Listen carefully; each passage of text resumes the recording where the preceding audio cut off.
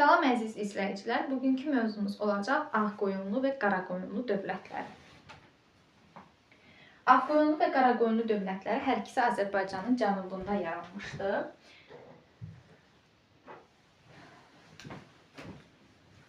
Yəni paytaxtları Təbriz şəhəri olmaqla. Deməli, Qaraqoyunlu dövləti haqqında ilk olaraq məlumat verək. Dövlət yaranmamışdan öncə, ümumiyyətlə Qaraqoyunluların başçısı Bayram Xoca Van gölü ətrafında mərkəzi Van olmaqla bir dənə bəyliyin əsasını qoymuşdu. Yəni Qaraqoyunlu bəyliyinin əsasını qoymuşdu.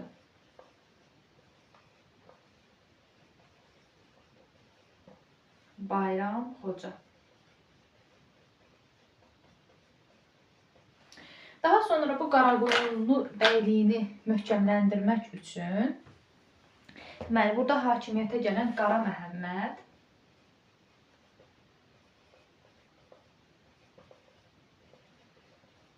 yəni Qaraqoyunlu bəyliyini möhkəmləndirmək üçün Qara Məhəmməd Cəlaliri Sultan Əhmədlə qohumluq əlaqəsi yaratmışdı. Cəlalilərlə qohumluq əlaqəsi yaradır və sonra mərkəzi Van olmaqla Qaraqoyunlu feodal hakimliyinin əsasını qoyur.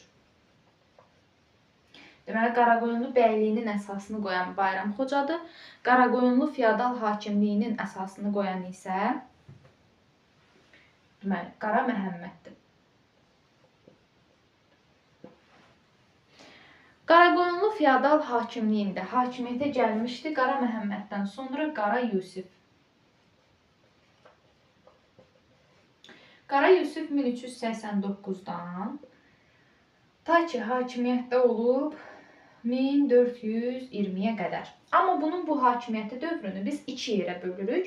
Nəyə görə iki yerə bölürük? 1389-dan 1410-a kimi Qaraqoyunlu feodal hakimliyindəki rəhbərliyi idi. Amma 1410-lar artıq dövlət yaradır və 1410-dan 20-yə kimi hökmdar kimi hakimiyyətdədir. Ona görə hakimiyyətini bölürük iki yerə. İndi 1389-1410-cu illərdə, yəni bunun Qaraqoyunlu feodal hakimliyindəki hakimiyyəti dövründə nələr olmuşdu? Bunlardan danışaq. Deməli, bu dövrdə Qara Yusif birinci, ümumiyyətlə bunun hakimiyyətə gələndə əsas rəqibləri Cəlalilərdir, Teymurilərdir, bir də Ağqoyunlular. Burada Teymurilərlə Ağqoyunlulara qarşı bu əsas gedir olur müttəfiq Cəlalilərlə. Cəlali Sultan Əhmədlə deməli müttəfiq olur və Cəlali Sultan Əhmədlə bunlar ikisi bir yerdə Qara Yuluq Osman bəyə də, yəni Ağqoyunlu feodal hakimliyinin başçısı olan Qara Yuluq Osman bəyə də ittifaq təklif edirlər, amma o bunların ittifaq təklifini rədd edir. O Teymurilərlə yaxınlaşır və onlara qarşı mübarizədə bunlar da yaxınlaşırlar İldırım Bəyazitlə, hansı ki bu Osmanlı sultanı idi İldırım Bəyazit. Və İldırım Bəyazitlə necə bunlar yaxınlaşırlar? Deməli, Qara Yusiflə Sultan Əhməd 1394-cü ildə Bağdad döyüşü baş vermişdir. Həmin o Bağdad döyüşündə bunlar Teymura məğlub olub, Əmir Teymurun qoşunlarına məğlub olub qaçmışdılar Osmanlı dövlətinə. Bu İldırım Bəyazidə sığınmışdılar. Teymur İldırım Bəyaziddən tələb eləyir ki, onları Teymura təhvil versin. Amma İldırım Bəyazid onun bu təklifini, onun bu tələbini rədd eləyir. Və rədd edəndən sonra bunlar artıq yəni Əmir Teymur İldırım Bəyazidin üzərinə gedir. Hansı ki orada sonradan onlar arasında Ankara döyüşü də baş verəcək. Və belə olan halda da bu müttəfiqlər Qara Yusiflə Sultan Əhməd qaçır Misirə. Və Misir hakiminə də təbii ki Əmir Teymur belə bir tələb göndərir. Yəni İldırım Bəyazid onun o tələbini rədd etsə də Misir hakimi qəbul edir o tələbini və bunları atır zindana. Ta ki Teymurun ölümünə qədər bunlar qalır zindanda. 1405-ci ildə Teymur ki ölür Çinə səfəri ərəfəsində və Teymur öləndən sonra bunlar artıq azadlığa çıxıb gəlir, qayıdırlar təzədən öz ölkələrinə, öz ərazilərinə. Və öz ərazilərinə qayıdandan sonra başlayırlar Teymurlara qarşı mübarizə aparmağa. Yəni Teymur da zaten ölüb, Teymurların da burada hakimiyyəti çox da güclü deyil həmin dövrdə. Və deməli, bunlarla bu müttəfiqlərlə Teymurilər arasında iki dənə döyüş baş verir. Bunlardan biri 1406-cı ildə Naxçıvan yaxınlığında Araz çayı sahilində döyüşdü. Bu döyüşdə deməli Teymuri Əbubəkiri məğlub edirlər. Əbubəkir məğlub oldu. Daha sonra 1408-ci ildə isə növbəti bir döyüş olur. Sərdurud döyüşü və Sərdurud döyüşündə yenə həmin bu Əbubəkir məğlub eləyirlər. Əbubəkir Azərbaycanın cənub ərazilərinin, yəni idarəsi ona tapşırılmışdı da. Miranşahın oğlu idi. Miranşahın bir oğlu Ömər idi, bir oğlu da Əbubəkir idi. Keçən dərsimizdə də bu haqda danışmışdıq.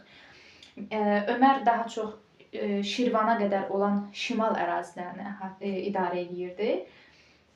Cənub ərazilərimiz isə Əbubəkirin əlində idi. Və bu döyüşdə Miranşah öldürülür, Əbubəkir məğlub edilir və Teymurilər Azərbaycanın cənub torpaqlarından qovulub çıxarılır. Bundan sonra, yəni artıq müttəfiqlər bir yerdə Teymuri təhlükəsini bir müddətlik dəf ediblər. Və Qara Yusifin Azərbaycan torpaqlarında bu şəkildə möhkəmlənməsi, əhali arasında nüfuzunun artması, eləcə də Sultan Əhməd ondan Həmədan yaylaqlarını istəmişdi, Qara Yusif verməmişdi və bu məsələlərə görə bunların arasında, yəni müttəfiqlər arasında bir ziddiyyət yaranır. Və bu ziddiyyətdən sonra 1410-cu ildə müttəfiqlər arasında bir döyüş baş verir. Əsəd qəsəbəsi yaxınlığında döyüş baş verir, Təbrizdə. Əsəd qəsəbəsi yaxınlığında döyüş baş verir və həmin o döyüş nəticəsində deməli Sultan Əhməd öldürülür. Cəlali Sultan Əhməd. Bununla ümumiyyətlə Cəlalilər dövlətinə və eləcə də onların Azərbaycandakı hakimiyyətinə son qoyulmuş olur. Və 1410-cu ildə Qara Yusif öz dövlətini yaradır. Qaraqoyunlu dövləti mövcud olacaq ta ki 1468-ci ilə qədər. Bu aralıqda, yəni Qaraqoyunlu dövləti mövcud olur və paytaxtı da Təbriz şəhəridir. Deməli, Qara Yusif ölkənin ərazisinə hansı əraziləri birləşdirir? Şərqi Gürcüstanı birləşdirir. Bundan əlavə Qərbi İrandır, İraqdır, Şərqi Anadoludur. Bir də Kürdən cənubdakı Azərbaycan torpaqlarıdır. Bu ərazilər birləşir Qaraqoyunlu dövlətinə. Oğlu Pirbudağı öz adından sultan elan edir. Çünki Pirbudaq sultan nəslindən idi. Bayaq biz demişdik ki, bu Qaraqoyunlu Qara Məhəmməd Sultan Əhmədlə qohumluq əlaqəsi yaratmışdı. Sonradan yəni həmin o qohumluq nəticəsində yəni bunlar arasında belə deyim də, yəni hakimiyyətə sultan nəslindən olan biri gəlməli idi və həmin o sultan nəslindən olanda bu Pirbudaq idi. Və Qara Yusif özü düzdür, hakimiyyətə dövləti yaratsa da oğlunu, yəni Pirbudağı sultan elan edir və dövləti onun adından idarə etməyə başlayır. Eyni zamanda atlı qoşun yaradır. Feodalları öz tərəfinə çəkmək üçün yəni soyurqal torpaqları paylayır. Soyurqal da ki 15-ci əsrdə istifadə olunmuş, yəni Ağqoyunlu və Qaraqoyunlu dövlətlərinin dövründə yaradılmış yeni torpaq mülkiyyət forması idi. Hərbi xidmətə görə verilirdi, amma bundan əvvəlkilərdən fərqi bu idi ki, soyurqal irsən keçirdi. Yəni bundan əvvəl biz hərbi xidmətə görə, məsəl üçün Xostak görmüşük, İqta görmüşük. Bunlar şərti idi. Amma soyurqal nədir? İrsidir. İrsən keçən xidmətə görə verilən torpaq mülkiyyəti idi və Qara Yusifin dövründə həmin bu soyurqal torpaqlarının paylanılmasına başlanılır. Ümumiyyətlə Qaraqoyunlu dövlətində əsas dil olaraq sarayda türk dilindən istifadə olunub, hətta Quranı da türk dilinə tərcümə elətdirib və Quranı özü Türkiyə, yəni türk dilində oxuyurdu, türkçədə oxuyurdu. Belə.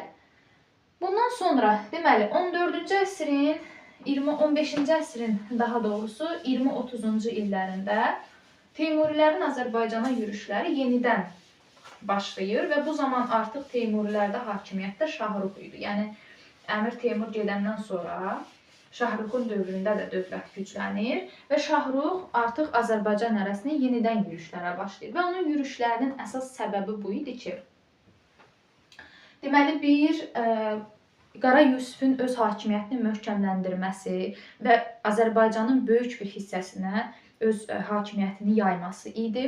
Eyni zamanda Sultaniyə və Qəzvin şəhərlərini Teymurilərdən geri alması idi ki, bu səbəblərdən Şahrux Azərbaycan ərazisində yürüş eləyir. Və Şahrux bura yürüş eləyəndə Qaraqoyunlulara qarşı Şahrixun əsas müttəfiqləri bir Ağqoyunlulardır. Ağqoyunlu feodal hakimliyi idi bu dövrdə. Yəni dövlət deyil hələ Qarayolluq Osman bəy. Bir də deməli Şirvanşahlardır. Şirvanşahlarda da bu zaman hakimiyyətdə 1-ci Xəlilullahdır. 1-ci Xəlilullahla ittifaq yaradır bu. Sonra 1420-ci ildə Qara Yusif Şahruxa qarşı yürüşə başlayanda döyüş ərəfəsində öldürülür. Qara Yusif öləndən sonra onun oğlu Qara İskəndər gəlir hakimiyyətə. Qara İskəndər deməli 1420-dən oldu 1435-ə kimi hakimiyyətdə. Və Qara İskəndər deməli 1421-ci ildə bir dənə döyüş baş verir, Alaşkert döyüşü. Hansı ki Alaşkert döyüşündə bu Şahruxla, Teymuri Şahruxla 1-ci Xəlilullah müttəfiqdilər Qaraqoyunlulara qarşı və Alaşkert döyüşündə Qara İskəndər məğlub olur. Sonra 1435-ci ildə Təbrizdə də bir dənə döyüş baş verir və bu Təbriz döyüşündə də Qara İskəndər Şahruxa məğlub olur və bu məğlubiyyətdən sonra artıq Qara İskəndər hakimiyyətdən gedir. Onun kiçik oğlu Cahanşahı Şahrux gətirir hakimiyyətə. Və Cahanşah deməli olub hakimiyyətdə 1436-dan 1467-ci ilə qədər. Bunun hakimiyyəti dövrünü iki yerə bölə bilərik. Yəni bunu hakimiyyətə kim gətirib? Şahrux. Ona görə də Şahruxdan asılıdır. Ta ki Şahruxun ölümünə qədər, yəni 1447-yə qədər bu Şahruxdan asılı vəziyyətdə hakimiyyəti idarə edib. Amma 1447-dən 67-yə qədər müstəqildir. Yəni tam müstəqil şəkildə dövləti idarə edir. Ağqoyunlu, ümumiyyətlə onun Kiçik Asiyada əsas rəqibi Ağqoyunlular idi. Ağqoyunlularla mübarizə aparır və Ağqoyunlularla mübarizəsi nəticəsində uğursuzluqla nəticələnir mübarizəsi, amma mübarizə aparıb. Sonra Teymurilərlə mübarizə aparır, yenə də davam elətdirir, amma Şirvanşahlarla dostluq, qohumluq əlaqələri yaradıb. Yəni Şirvanşahlarla bunun münasibəti yaxşıdır, Şirvanşahlarla yaxşıdır. Teymuri ilə mübarizə aparır, sonra Ağqoyunlu ilə mübarizə aparır. Bir də Ərdəbil hakimliyi, Səfəvilərin Ərdəbil hakimliyi ilə də mübarizə aparır. Deməli, Teymurilərin 1458-ci ildə Teymurilərin tutur Herat şəhərini. Amma Heratı tutmasına baxmayaraq, sonra eşidir ki, bunun oğlanları, deməli, Pirbudaq, bir də Həsənəli. Biri Təbrizdə, biri də Bağdadda qiyam qaldırıb və qiyam qaldırmalarına görə bu qayıdır təzədən öz ölkəsinə. Orada möhkəmlənə bilmir. Yəni 1458-də Heratı tutur, amma 1459-da qiyamlara görə Teymuri hökmdarı Əbu Səidlə müqavilə bağlayır, təzminat alır, qayıdır geri. Sonra deməli Ağqoyunlularla da dedik mübarizə aparıb. Ərdəbil hakimliyi ilə də o dövrdə Ərdəbil hakimliyinin başçısı Şeyx Cüneyd idi. Cüneydin Ərdəbildə möhkəmlənməsinə artıq qəbul edə bilmir deyə Şeyx Cüneydin Ərdəbili tərk etməsini tələb edir ondan. O da Ərdəbili tərk etmir, hələ üstəlik Şirvanı və Dağıstanı da gedir, yürüş edir Şirvana və Dağıstana və Şirvana, Dağıstana yürüş eləyəndə həmin vaxtda da Şirvanşahlarda hakimiyyətdə 1-ci Xəlilullahdır. Bu 1-ci Xəlilullahla bir yerdə deməli Ərdəbil hakimliyinin başçısı olan Şeyx Cüneydi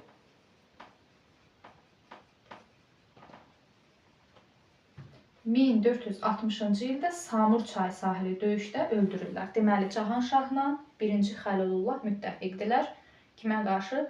Ərdəbil hakimi Şeyx Cüneydə qarşı 1460-da Samur çay sahilində Şeyx Cüneydi öldürdülər.